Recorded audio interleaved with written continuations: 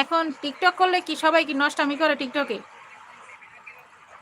ওরা তো জানোই না কোনটা ইউটিউব, কোনটা ফেসবুক আর কোনটা একদম। আরে ওই চায়ের দোকানের মহিলা বলে আমারে টিকটক করেন। এখন সে কিন্তু রোজা। আমি বলছি আচ্ছা ঠিক আছে, আমি নাইলে টিকটক করি, আপনি এই রোজার মাসে টিকটক একটু কম দেখতে পারেন না? দোকানে যারা ছিল সবাই আসছে যে আমি নাইলে টিকটক করি, আপনি যেই রোজা থাকেন, রোজার মাস, আপনি একটু টিকটক কম করে পারেন না? মানে একটু কম দেখতে পারেন না?